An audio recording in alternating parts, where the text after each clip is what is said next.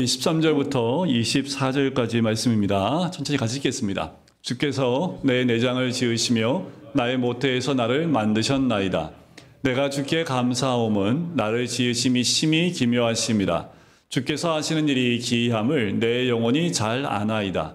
내가 은밀한 데서 지음을 받고 땅의 깊은 곳에서 기이하게 지음을 받은 때에 나의 형체가 주의 앞에 숨겨지지 못하였나이다. 내 형질이 이루어지기 전에 주의 눈이 보셨으며 나를 위하여 정한 날이 하루도 되기 전에 주의 책에 다 기록이 되었나이다. 하나님이여, 주의 생각이 내게 어찌 그리 보배로우신지요, 그 수가 어찌 그리 많은지요. 내가 세려고 할지라도 그 수가 모래보다 많도소이다. 내가 깰 때에도 여전히 주와 함께 있나이다. 하나님이여, 주께서 반드시 악인을 죽이시리이다. 피 흘리기를 즐기는 자들아, 나를 떠날지어다. 그들이 주를 대하여 악하게 말하며 주의 원수들이 주의 이름으로 헛되이 맹세하나이다. 여호와여, 내가 주를 미워하는 자들을 미워하지 아니하오며 주를 치러 일어나는 자들을 미워하지 아니하나이까. 내가 그들을 심히 미워하니 그들은 나의 원수들이니이다. 하나님이여, 나를 살피사 내 마음을 아시며 나를 시험하사 내 뜻을 아옵소서. 내게 무슨 악한 행위가 있나 보시고 나를 영원한 길로 인도하소서. 아멘. 오늘 본 말씀은 시편 139편의 후반부에 위치해 있습니다. 다윗이 하나님께서 처음 자기를 만들 때를 생각하면서 지은 시가 이 139편 후반부의 내용입니다. 다윗은 하나님이 어머니 뱃속에 있을 때부터 직접 나를 만드셨다라고 고백을 합니다. 하나님께서 아무것도 보이지 않는 캄캄한 어머니 뱃속에 그의 눈이나 코나 이목구비 하나하나 만드시면서 얼마나 신기해 하시고 자랑스럽게 생각하셨는지를 다윗은 노래하고 있는 거지요. 이것이 확대되면서 지금도 우리를 만드시고 빚어가시는 하나님의 그 놀라운 섭리와 또 그 기쁨과 또 주님이 우리를 그렇게 세워나가시는 그 은혜를 함께 나누는 시편입니다. 우리는 보통 하나님이 가까이 있다라고 느낄 때가 언제이던가요? 여러분들 평상시에 하나님이 너무 가까이 있어, 지척에 있어, 내 눈앞에 계셔, 내 옆에 계셔, 이런 생각 갖고 사시는 분이 많으신가요? 하나님은 도대체 어디 계시길래 나한테는 안 보이시고 누구한테만 보이시고 이런 말씀을 하시던가요? 어쩌면 우리가 하나님이 나에게서 너무 멀리 계신 것, 아무 느낌도 없고 멀리 계신 것 같다라고 생각할 경우가 있을지 모르겠습니다. 그런데 다윗은 하나님에 대해서 깊이 묵상하면서 다윗이 깨달은 게 있습니다. 하나님은 온 세상에 충만하여 어디서든 느낄 수 있다라는 고백을 하지요. 그래서 이런 얘기를 합니다. 내가 주의 신을 떠나 어디로 가리이까? 라는 믿음의 고백을 하기도 합니다. 온 세상에 충만한 것이 바로 하나님의 사랑인 줄 믿습니다. 그러면 하나님께서 언제부터 우리와 함께 하셨을까라는 거지요. 그러면 주님이 우리와 함께하는 걸 언제부터 느끼고 우리가 언제부터 고백할 수 있었을까라는 거지요. 자, 우리가 분명히 하나님이 함께하심을 느끼던 또 그 시초가, 시작한 시초가 있었을 겁니다. 그때가 언제냐 하면 바로 예수님을 나의 주요 또 나의 그리스도임으로 고백하는 순간부터였지요. 그때부터 분명히 하나님께서 우리와 함께 하시지요. 그전에는 우리가 뭐라고 얘기합니까? 영적인 암흑기이지요. 하나님과 상관없는 삶을 삽니다. 그래서 아무것도 모르고 방황하면서 살지요. 이때는 하나님이 계신지도 모르고 또 하나님이 나와 함께 하신 것에 별 관심이 없습니다. 그런데 여러분들 곰곰이 생각해 보면 하나님은 언제부터 우리와 함께 하실까라는 거지요. 과연 우리가 예수를 믿고 난 다음부터 하나님이 나와 함께 하셨을까라는 거예요. 오늘 다윗은 그렇지 않다고 얘기합니다. 우리 하나님이 우리와 동행한 그때는 주님이 내가 느끼기 이전부터, 훨씬 그 전부터, 아니요, 언제부터요? 내가 어머니 뱃속에서 태동할 그때부터, 내 눈, 코, 입, 귀, 내 몸이 만들어진 그 순간부터 하나님이 함께하고 계셨다라고 이야기합니다. 그래서 우리는 내가 하나님을 모를 때에도 하나님은 나를 알고 계셨고 눈에 보이지 않는 손으로 나를 지켜주셨다는 사실에 우리는 놀랄 수밖에 없는 거지요. 잡았습니다. 이게 도망가야지 내가 살려주려고 그랬는데 안 도망가고 계속 붙어서 네. 잠 깨시라고 얘가 갑자기 하신 것 같아요. 네. 자, 내가 하나님 모를 때에도 하나님은 알고 계시지요. 내가 하나님을 모르고 방황하고 살아올 때에도 하나님은 나로 하여금 나의 길을 준비해 놓고 계셨다라는 거예요. 우리가 예수를 믿기까지, 믿고 난 다음부터 하나님이 나를 인도하시는 것이 아니라 우리가 예수를 믿는 그 자리까지 하나님 우리를 직접 인도하시고 우리를 이끄셨다라는 것이죠. 하지만 여기서 우리가 한 가지는 이런 거가 있지, 이런 생각이 있습니다. 뭐냐면 광야의 삶으로 제가 표현을 하는데 예수 믿기까지 나에게서 떨어져 나갈 것들이 너무 많았다라는 거예요.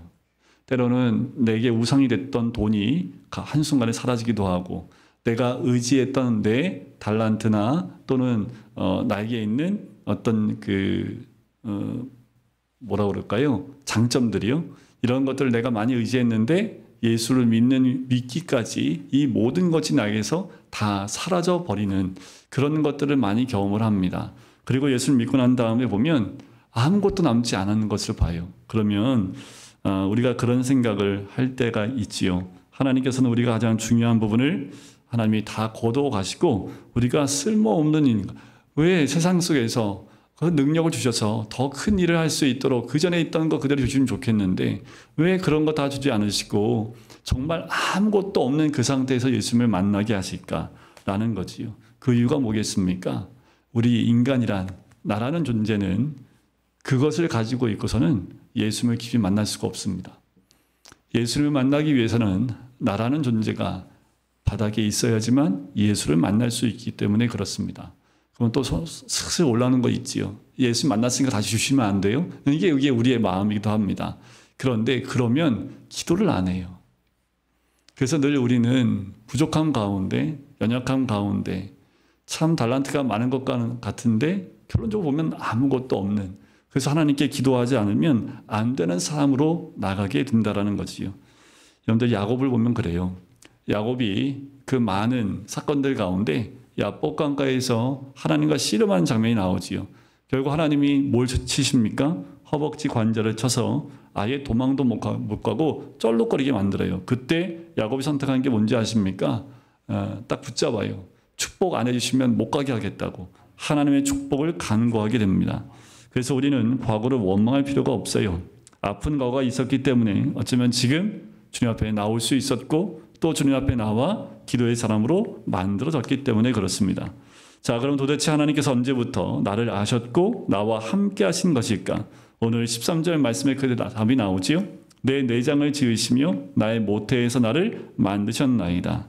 어머니 태에서부터 하나님이 어떤 중요한 목적을 가지고 나를 만드셨다라는 거예요. 그래서 저는 우리 아이들뿐만 아니라 성역 공부할 때 항상 그 얘기를 해요. 이 땅에 태어날 땐 의미 없이 태어난 생명은 단 한 명도 없다라는 거예요. 다 사명을 가지고 이 땅에 태어납니다. 어머니 뱃속에서 잉태되어지고 이 땅에 나와서는 그 아기 때부터 하나님의 사명이 있어요. 그가 예수를 믿든 안 믿든 모든 사람에게는 이 사명이 있다라는 거지요. 중요한 목적을 가지고 태어납니다. 자, 이 고백은요, 다윗만 한 게 아닙니다. 사도 바울도 이런 고백을 해요. 그러나 어머니 태로부터 나를 택정하시고 은혜로 나를 부르신 이가 라는 고백을 했다라는 거예요. 그런데 여러분들 그거 아십니까? 사도 바울이 어땠습니까? 예수 믿기 전까지. 예수 믿는 사람들을 잡아 죽이고 핍박하는데 앞장섰던 사람이에요. 그가 그리스도를 알게 된 때가 언제입니까? 자, 예수 믿는 사람을 붙잡으러 가는 다메섹 도상에서 그때 예수님을 만나고 그때 예수님의 손을 붙잡게 됩니다.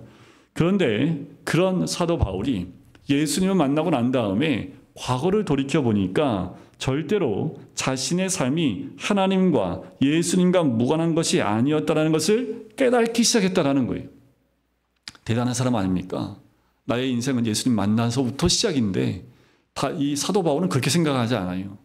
이미 사도 바울도 어머니의 태 속에서부터 하나님의 인도하심이 있음을 믿음으로 고백합니다. 그런데 왜 자기를 그렇게 그 어렸을 때 또 혈기왕성할 때 예수 믿는 사람을 잡아 핍박하고 죽였던 자기를 왜 만나주시고 어떻게 사도로 왜 세우셨을까라는 거지요.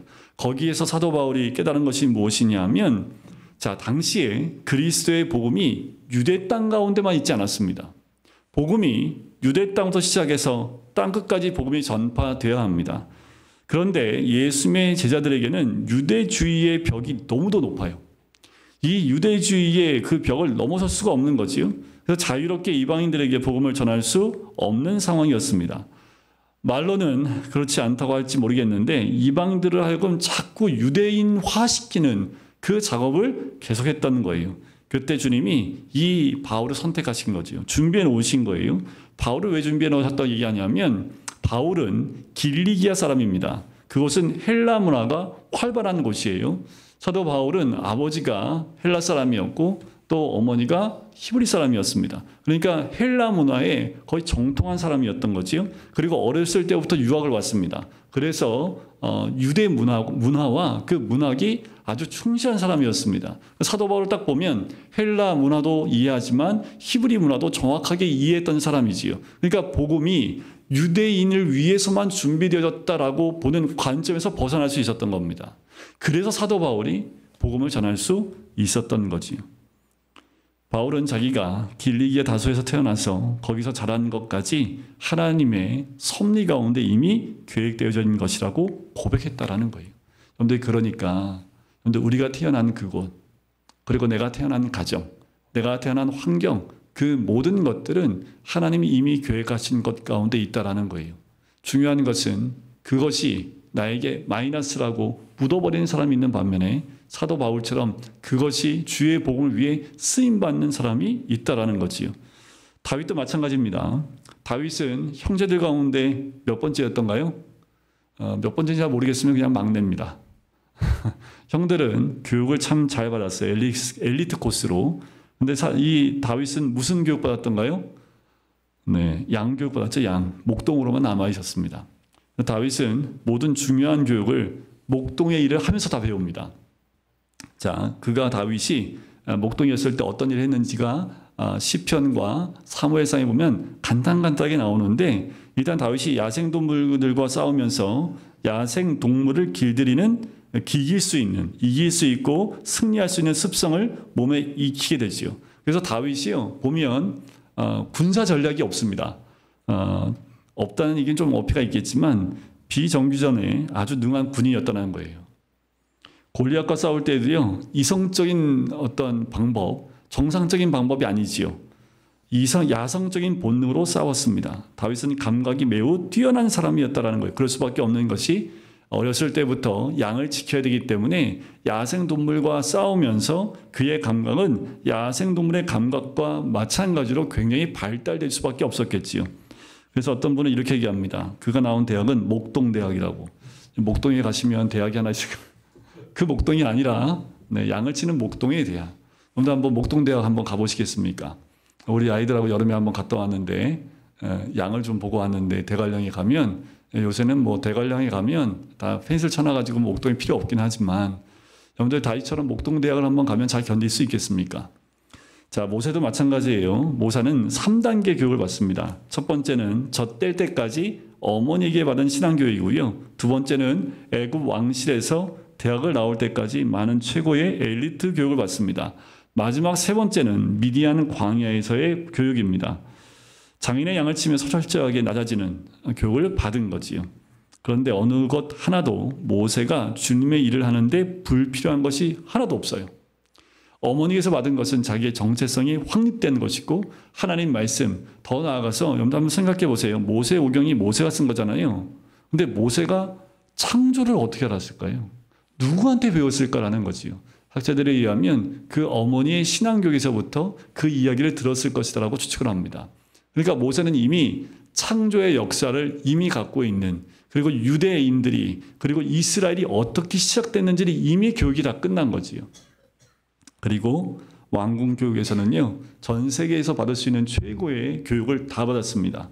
그리고 미디안 광야에서는요, 그거 다 필요 없다고 내려놓는 수업을 광야에서 받았던 거지요.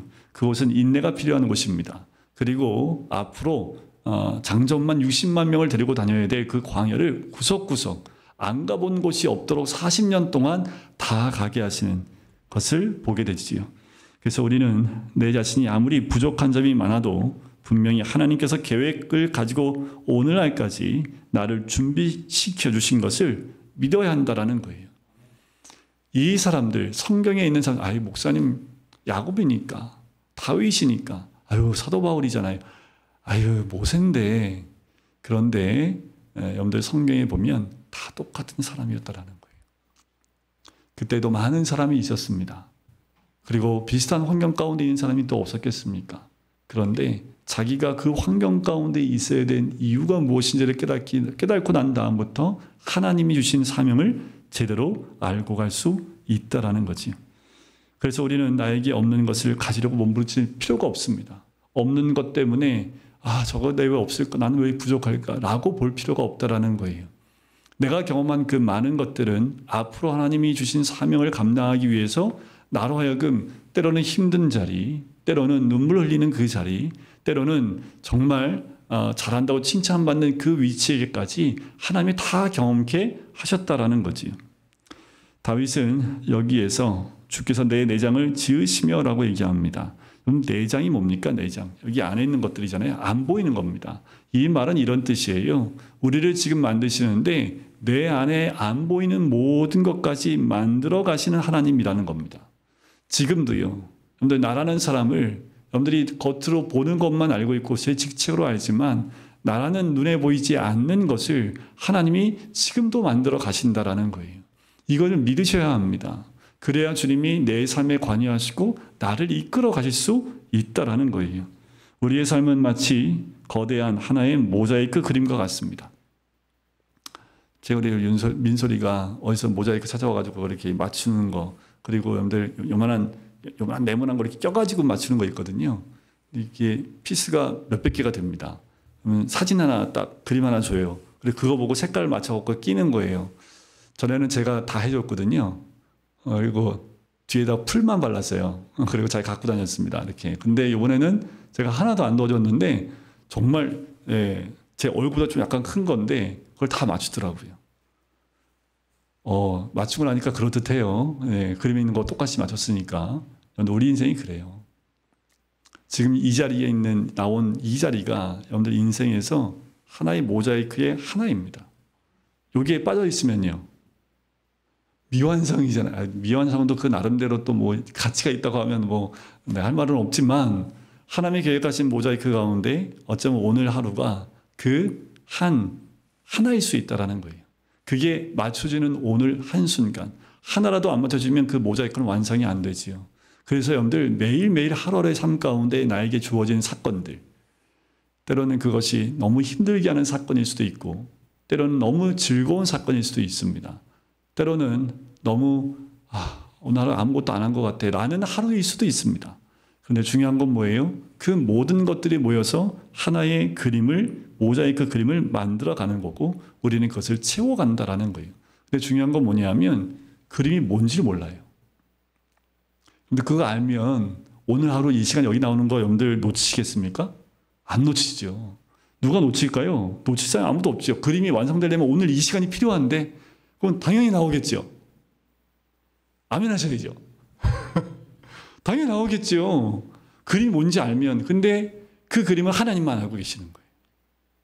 그러면 현재 나에게 어떤 선택과 어떤 길을 가든 그 모든 걸 통해서 나를 경험케 하시는 하나님께서 그 그림을 완성해 가신다라는 거지요. 그러니까요. 때로는 그 색깔이 내가 원치 않는 색깔에 퍼질 수도 있습니다. 그런데 거기엔 그 색깔이 들어가야 그림이 완성될 수도 있다라는 거지요. 다윗은 자기가 처음으로 만들어지던 과정을 생각해 본 거예요. 도대체 내가 어떻게 해서 하나님 손에 의하여 만들어지게 되었을까? 그러던 중에 먼저 하나님께 감사드리지 않을 수 없었어요. 왜냐하면 하나님께서 생각지 않은 것, 생각하신 것 자체, 자신의 그렇게 만들려고 계획하신 것 자체가 너무 감사했던 거지요. 그래서 14절에 얘기하는 거예요. 내가 주께 감사함은 나를 지으심이 심히 기묘하심이라. 여러분들 이 기묘하심은 우리 모두에게 있습니다. 아멘이시죠? 아멘 하면 그 한 분한테 제가 집중적으로 막 축복해 주려고 그랬는데 아무도 아멘 안 하셔가지고. 네. 그런데 다윗도 나를 지으심이 심히 기묘하십니다. 목사님 다윗인데요. 당연한 거 아니에요. 그런데 그렇지 않다라는 거예요. 지금 우리를 지으심이 심히 기묘하십니다. 완성되지 않아요? 아니요. 곧 완성될 겁니다. 그것이 10년 뒤이든 아니면 20년 뒤이든 아니면 정말 나이가 더 들었을 때 완성될지 모르겠지만 하나님의 그 완벽한 그림 가운데에 하나님이 심히 기묘하게 일을 진행하실 뿐만 아니라 채워나가신다라는 거지요. 하나님께서 우리 인간을 너무 잘 만들어 주신 거예요. 그에 대한 놀라워하지 않을 수가 없지요. 그래서 인간들은 하나님의 형상대로 만들었습니다. 하나님의 모양대로 만들었어요. 그래서 하나님과 같이 흉내를 내요. 그래서 우상들이 많고요. 그래서 우리나라에 이게 재림 예수가 그렇게 많아요. 전 세계 50%가 한국 사람이래잖아요. 그러니까 얼마나 뛰어난 민족입니까? 아마 한국 사람이 제일 하나님 형상을 많이 닮은 것 같아요. 하나님처럼 살려고 하는 사람이 너무 많으니까.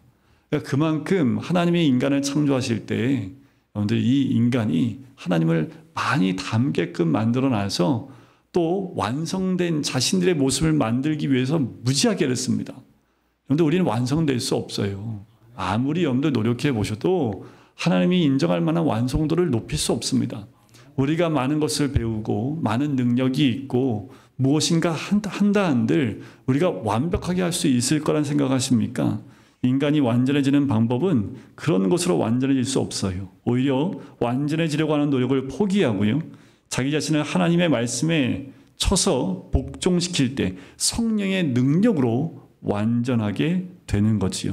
하나님께서 우리에게 원하시는 것은 딱 하나뿐입니다. 하나님 앞에서 겸손한 거예요. 하나님 앞에서 내 모든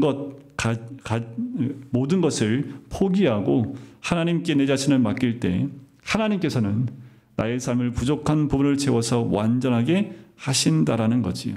그리고 우리 인간의 육체 안에는 무한한 잠재력이 내장되어 있습니다. 근데 우리 안에 다 잠재력이 있어요. 그런데 하나님이 나와 함께 클릭이 됐을 때, 성령이 내 안에 들어왔을 때 그 잠재력은 더 극대화될 수 있는 거지요. 15절과 16절에 보면 이런 말씀이 나옵니다. 내가 은밀한 데서 지음을 받고 땅의 깊은 곳에서 기이하게 지음을 받은 때에 나의 형체가 주의 앞에 숨겨지지 못하였나이다. 자, 이것은 하나님께서 우리를 만드실 때 그냥 만드시지 않는다는 거예요. 여러분들 한 명 한 명 만드실 때 그냥 대충 이렇게 코 하나 딱 던져갖고 코 만드시고 이렇게 하지 않으세요. 그냥 너는 저곳에 그냥 틀에 박혀서 저기서 살아 라고 해서 이렇게 우리를 한 사람 한 사람 만드는 것이 아니라 하나님은 우리 각자가 하나님이 주신 사명대로 특색 있게 완성도 높게 만든 사람들이라는 거지요. 오직 하나님께서는 다윗을 그 시대에 세우게 하실 계획으로 만드셨고 결코 실패하지 않는 작품으로 준비를 시키셨다라는 거예요. 그래서 지금 우리가 이 시대에 살고 있는 것 특별한 이유가 있습니다. 여러분들 이 시대에 여러분들 그 가정에 태어난 것도 하나님의 특별한 계획하심이 있습니다. 이 시대에 차별금지법이 통과되면 큰일 났다라고 하는 그런 이야기가 들리는 이 시대에 지금 우리가 살고 있는 것도 하나님의 특별한 계획하심이 있는 거지요. 우리를 태에서부터 만든 하나님께서 이 세상에 살면서 필요한 것들을 다 준비시켜 주시지 않겠습니까? 하나님 때가 되었을 때 아직 드러나지 않았던 하나님의 놀라운 계획들이 하나씩 드러나게 되는 것이지요. 하나님께서는 우리에 대하여 매우 아름다운 계획을 가지고 계십니다. 그리고 아주 보배로운 생각들을 가지고 계시는데 그 수가 많다고 17절과 18절에 우리에게 얘기를 해요. 하나님 우리 향한 계획하심이 너무 많아요. 다윗이 생각해 보니까 정말 너무 그 많은 것에 얼마나 보배로운지 그 수가 어찌 그렇게 많은지 내가 세려고 할지라도 그 수가 모래보다 많도소이다 라고 이야기를 합니다. 하나님께서는 이 많은 계획을 어떻게 하실까라는 거예요. 근데 이 많은 계획도 어떻게 하실까요? 우리는 그래서 어떤 분 이런 얘기를 하더라고요. 이건 완전히 보물찾기라고. 저는 보물찾기를 잘 못합니다. 눈앞에 있는 것도 못 찾는 사람입니다. 우리 애들도 똑같아요 보니까. 네, 그래도 우리 집안에서 제일 나은 건 우리 엄마가 사모가 제일 잘 찾습니다. 그나마. 그런데 딴 사람에 비교해 보면 잘 못 찾아요. 자, 여러분들 우리 보물찾기를 오늘 한번 해보고 싶은데 이 보물이 어디에 있을까? 하나님의 계획하는 계획들이 다 어디에 있을까요? 어디에 숨겨놓으셨을까요? 하나님이. 여러분들을 향한 하나님의 계획하심과 그 수많은 모래 같은 그 많은 것들을 어디에 숨겨놓으셨을까요? 못 알아들었대잖아요. 어디에 숨겨놨을까요? 어디에 숨겨놨을까요? 제가 주로 많이 말하고 있는 거예요. 그 보물들은요. 다 말씀 안에 숨겨져 있습니다. 우리가 왜 말씀 공부하자고 제가 얘기할까요?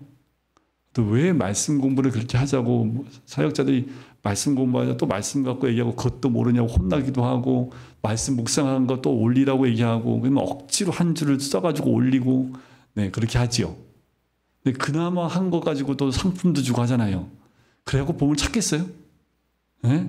그런데 우리를 향한 하나님의 보물을 어떻게 찾아야 돼요? 눈을 크게 뜨고 하나님이 도대체 어디에 숨겨놨을까? 정말 보물을 찾으면 어마어마한 것들이잖아요. 저만 어마어마해요. 네. 저만 어마어마해요.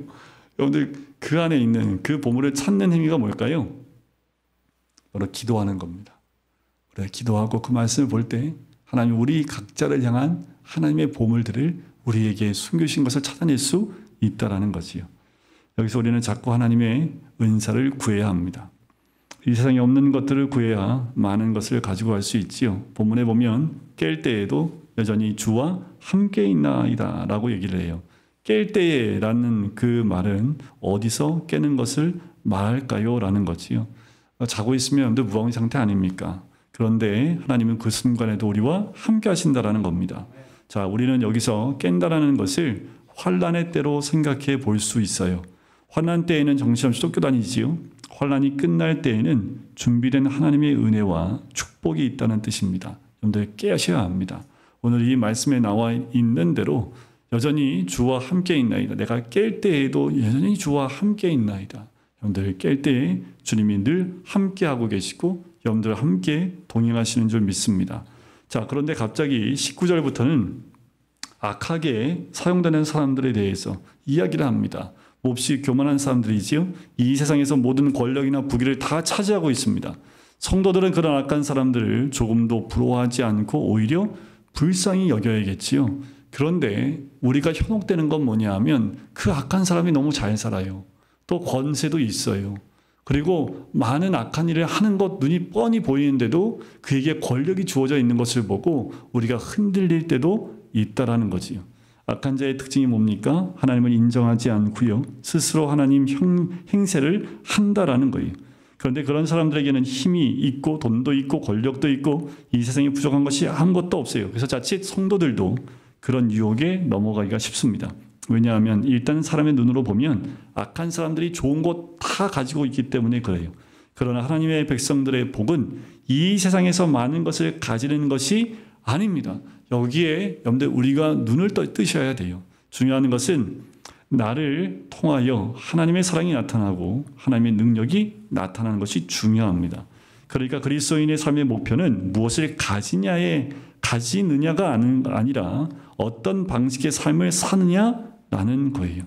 다윗은 악하고 교만하여 잘된 사람들을 부러워하지 않습니다. 오히려 그들이 하나님의 저주 아래에 있으며 하나님께서 그들을 무섭게 심판하실 것을 알고 있어요. 여러분들 우리도 알지요. 현혹되실 필요가 없습니다. 우리는 그리스도인이고 하나님 주신 복을 가지고 살아야 될 사람이기 때문에 아무리 힘이 있고 돈이 있고 그렇게 악한 짓을 하는데 그것이 풍부하다고 해서 그들을 부러워할 필요가 없어요. 왜요? 그들의 끝은 하나님의 심판이기 때문에 그렇습니다. 그래서 21절과 22절에 보면 여호와여 내가 주를 미워하는 자를 미워하지 아니하오며 주를 치러 일어나는 자들을 미워하지 아니하나이까 내가 그들을 심히 미워하니 그들은 나의 원수들이니이다라는 거지요. 다윗이 저주하고 있는 거지요. 다윗의 이 고백을 보면 어떻게 하나님의 사람이 미워할 수 있을까 생각할지 모르지만 사단에 붙잡혀 있는 그 사람들에 대해서 어쩌면 그들의 붙잡고 있는 악한 영혼에 대한 하나님께 하는 이 기도일 수도 있지요. 다윗은 지금 사단의 뜻에 따라서 움직이고 있는 모든 악한 일을 앞장서서 저지르고 있는 그들을 두둔하지 않고요. 그 행위를 악하다고 정죄하고 있는 겁니다. 여러분들 이 시대에 우리가 깨어 있어야 될 것이 한 가지 있다면 정말 깨어 있어야 될 것은 차별금지법을 통과시키려는 세력들이 있다는 겁니다. 그리고 이미 차별금지법이 통과된 유럽과 그리고 미국에서 아이들 교육에 어떠한 영향을 끼치고 있는지 통계 자료가 나왔는데 어마어마합니다. 그 어마어마한 우리 자녀들의 그 교육 상태가요. 이제는 부모 세대에서도 손을 쓸 수 없을 만큼 다 무너져 버린 것을 보게 됩니다. 성이 무너지니까 다 무너져요. 유치원 때부터 동성애를 가르치게 되어져 있습니다. 그리고 성관계하는 것까지 다 가르치게 되어져 있어서 가르쳐야 되고 제가 좀 전에 말씀드렸지만 사춘기 차단제라는 것을 소개해 줘야 되는 것이 의무사항입니다. 그래서 선생님들이요, 사춘기에 들어간 아이들은 사춘기 차단제가 있는데 이 약을 먹을 수 있는 권한은 너한테 있다. 부모한테 동의구지 않습니다. 그걸 먹으면 2차 성징이 안 옵니다. 그 상태로 계속 유지가 되는 거예요. 그러니까 성이 정체가 되면서 성 전체성의 혼란성이 오기 시작을 합니다. 그러면서 아이들이 성에 대한 것이 다 무너져 버립니다. 지금 미국의 많은 지역에서 이 사건들이 일어나서 부모가 손도 못 대고 부모에 의해서 자녀의 부분들이 건드려지게 되면 폭력으로 간주해서 그 부모를 입건시켜 버립니다. 여러분들 이런 것들이요, 여러분들 이미 유럽과 미국에서 일어나는 사건입니다. 이게 우리나라는요, 그 나라는 한 4, 50년 걸렸는데 우리나라는 5년이면 옵니다. 이미 통과가 됐고 한 단계는. 그래서 우리가 모이려고 하는 이유도 있습니다. 여러분들 이런 것들이 허울 좋아요. 차별금지법. 차별하면 안 되지요. 어떻게 교인들이 차별할 수 있냐라고 얘기하지요. 우리는 한 번도 차별해 본 적이 없습니다. 죄는 죄이고 그 죄인을 구원하는 역할을 하는 것은 우리가 해야 되는 역할이지요. 허울 좋은 것으로 정말 좋은 법안처럼 얘기하지만 악한 거예요. 악한 것은 악하다고 얘기하는 것이 그건 정치가 아닙니다. 악은 악이에요. 하나님이 기뻐하지 않는 것은 다 악이고 하나님이 인정하지 않는 것은 다 악입니다. 그 악은 악이라고 얘기해야 되지 그것을 주의 사랑으로 끌어안아요? 여러분들 그건 자폭입니다. 소돔과 고모라는 그렇게 멸망하게 된 거지요. 마지막 23절과 24절 두 절은 같이 한번 읽어보겠습니다. 같이 읽겠습니다. 시작. 하나님이여 나를 살피사 내 마음을 아시며 나를 시험하사 나를 영원한 길로 인도하소서. 하나님께서 우리에게 가장 귀한 복을 주시기 전에는 반드시 우리의 믿음을 테스트하신다라는 거예요. 여러분들 우리가 늘 하나님이 우리의 마음이 어떠한지 우리의 믿음이 어떠한지 우리를 시험하고 계시다라는 거지요. 아브라함이 마지막에 그 시험을 받은 것처럼 그 시험을 받을 때는요, 아브라함이 이삭을 바치러 가는 그 시간들 전혀 복된 시간이 아니었습니다. 아브라함한테는. 하지만 그 시간이 하나님도 안 계신 것 같고 아무것도 없는데 하나님이 그 모든 시간을 믿음이 있는지 시험하는 시간들이 있었다라는 거지요. 그건 우리도 동일하다라는 겁니다. 하나님께서 나를 살피고 나를 시험하시는 그 기간은 내가 아무리 기도해도 기도에 응답하지 않을 때이기도 합니다. 내가 아무리 하나님 말씀대로 충성해도 좋은 결과가 나타나지 않을 때예요. 아무리 주님의 은혜를 사모해도 어려운 여건이 개선되지 않을 때입니다. 그때 하나님께서는 우리한테 무엇을 요구합니까? 그때 바로 믿음을 요구하시는 거예요. 모든 것이 안 돼도 이런 상황이어도 네가 나를 믿겠느냐라는 거지요. 어쩌면 이 믿음의 시험 가운데 있을 때 우리의 모든 것이 다 안 될 수 있습니다. 그럼에도 불구하고 우리가 인내하고 믿음을 지켜나갈 때 하나님이 예비하시고 준비하신 놀라운 복들이 우리 가운데 임하게 될 줄 믿습니다. 여러분들 흔들리지 마세요. 우리가 신앙과 믿음 가운데 있는데 모든 것이 막혔어요. 아무리 기도해도 안 돼요. 그것이 바로 하나님이 테스트하는 기간입니다. 그때는 기도해도 그럼 기도 안 해요? 아니요, 기도해야지요. 하지만 그럼에도 불구하고 인내하고 기도할 때 하나님은 결국 문을 여시고 하나님이 예비하신 놀라운 복으로 우리의 모든 삶 가운데 채워주시는 하나님의 은혜가 있는 줄 믿습니다. 하나님은 지금도 우리를 지으시고 우리 이름을 아실 뿐만 아니라 우리를 세워나가시는 하나님의 은혜가 있는 줄 믿습니다.